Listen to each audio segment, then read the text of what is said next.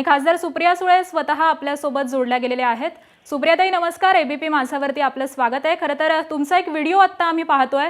मुंबई पुणे महामार्गावरती वाहतूक कोंडी झालेली आहे। आपण किती वेळापासून अडकलात साधारण? आम्ही एकटेच नाही पण सगळेच नागरिक इथे 2 तास झाले घाटात सगळे अडकलेले आहेत। लहान मुलं आहेत, ज्येष्ठ नागरिक आहेत। प्रचंड इथे जवळजवळ लॉंग वीकेंड पण आहे, त्याच्यामुळे असेल, कार्यक्रम असेल, अनेक कारणं असतील, पण प्रचंड ट्रॅफिक मध्ये लहान मुलं, महिला, म्हणजे मी आता घाटापासून बघते, खाली घाटापासून जर व्हिडिओ घेतला तर एक गाडी आलत आहे। खूप छान दृश्य, म्हणजे व्हिडिओ म्हणून छान दिसतंय, पण अतिशय नागरिकांना गैरसोय होते इथे, प्रचंड गैरसोय। अगदी खरं तर नागरिकांना गेले अनेक वर्षांपासून या वाहतूक कोंडीचा सामना करावा लागतोय आणि त्यासाठी खरं तर सुप्रियाताई आज मिसिंग लिंकचं लोकार्पण देखील होणार आहे, त्यामुळे या सगळ्याच वाहन चालकांना काहीसा दिलासा मिळेल।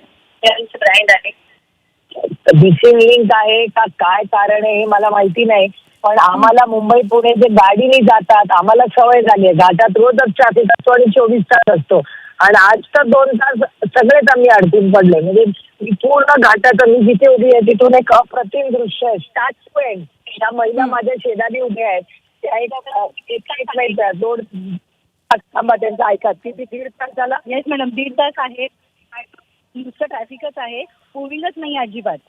ऍक्च्युली आम्ही ट्रेनिंगचा माझा 10 चा टायमिंग होता, आता मला ट्रेनिंग पण नाही मिळालं। त्या महिला सगळ्या ट्रेनिंग मिस होत आहे। सुप्रियाताई पण खरं तर आता मिसिंग लिंक सुरू झाली की प्रवाशांना होणारा हा मनस्ताप कमी होईल। आजचा हा मनस्तापाचा शेवटचा दिवस आहे असं वाटतंय का तुम्हाला? माझ्या शेजारच्या गाडीतल्या महिलेचं ऐकलं ना तुम्ही? हो हो, त्या बिचाऱ्या सगळ्या गाडी करून खिशातले 2 पैसे खर्च करून या महिला सगळ्या ट्रेनिंगला चालल्या आहेत आणि त्या सगळ्या अडकलेल्या आहेत दुर्दैवाने इकडे। आणि त्या घर खर्च करून, म्हणजे माझ्या योगायोगाने शेजारच्या गाडीत होत्या। पण माझी तुमच्या माध्यमातून विनंती आहे की सरकारला सांगा ट्रॅफिकचं काहीतरी करा, घाटामध्ये पोलीस पाठवा। सुप्रियाताईचा विषय नाहीये, हा सगळ्याच नागरिकांचा विषय आहे। अगदी खरं तर मिसिंग लिंकचं आज लोकार्पण होणार आहे, त्यामुळे आता हा मनस्ताप प्रवाशांना होतोय त्याचा आज शेवटचा दिवस आहे असंच आपल्याला वाटतंय का? उद्यापासून ही समस्या जाणवणार नाही? नाही, पण हे रोजच झालंय, आता आजचा एकचा दिवसाचा विषय नाहीये। घाटातलं ट्रॅफिक रोजच झालंय, त्याच्यामुळे काहीतरी हा प्रॉब्लेम आहे। मिसिंग लिंकने सुटला तर आनंदच आहे, स्वागतच होईल, पण आज प्रचंड गैरसोय। मी पूर्ण घाट बघते, घाटात स्टार्ट टू एंड, तुम्ही त्या महिलेचं पण ऐकलं, स्टार्ट टू एंड ट्रॅफिक आहे। म्हणजे आम्ही जे अडकले ते अजून अडकलोच आहे। अगदी खरं तर दर विकेंडला अशी समस्या उद्भवते, नेमकं कुठे चुकतंय आपल्याला काय वाटतं? नाही, हे विकेंडला नाही, मी आठवड्यातले दिवस पण करते, हे रोजच दुखणं झालेलं आहे। म्हणजे आम्ही जे मुंबईवरनं पुण्याला रेग्युलरली जातो गाडीने, आमची वार नाही, दिवस नाही, काहीच नाही।